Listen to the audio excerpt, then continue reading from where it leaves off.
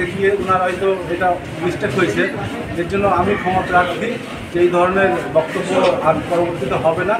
এবং এমপি সাহেব আমাদের ভালোই কাজ করছেন আর আগামী যে খুব তাড়াতাড়ি এই রাস্তার কাজ আরম্ভ হবে।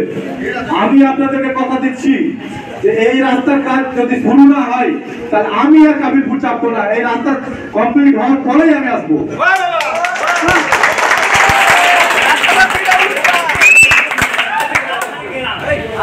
ব্লক থেকে কতজন কর্মী নিয়ে যাওয়ার কথা ভাবছেন?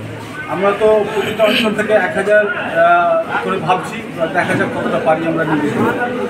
আচ্ছা, 11টা অঞ্চলে 11,000 চেষ্টা করবো নিয়ে যাওয়ার, কতটা হচ্ছে দেখছি আমরা। আচ্ছা, আপনারা কি প্রতিটা অঞ্চলে অঞ্চলে এই কর্মসূচি হাতে নিয়েছেন? প্রতিটা অঞ্চলে এই কর্মসূচি নেওয়া হয়েছে। আচ্ছা, ঠিক আছে।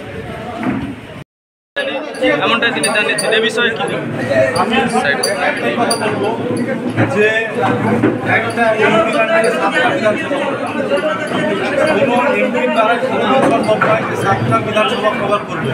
উনিও মানুষ, ওনার হাতেও কাজ আছে, বিধানসভা ওনাকে দেখতে হচ্ছে বিধানসভায় যে কোনো বিধানসভা ভালো কাজ করছে, কম হয়েছে বেশি হয়েছে, সব জায়গায় সমান হতে পারে অঞ্চলে হয়তো করতে পারে করেছেন উনি।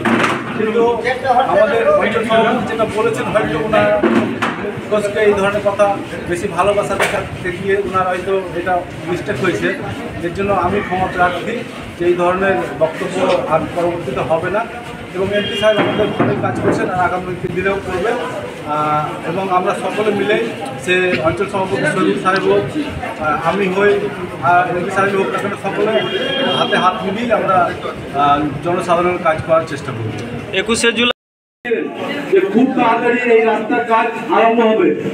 আমি আপনাদেরকে কথা দিচ্ছি যে এই রাস্তার কাজ যদি শুরু না হয় তাহলে আমি আর কাবিলপুর চাপবো না। এই রাস্তা কমপ্লিট হওয়ার পরেই আমি আসবো।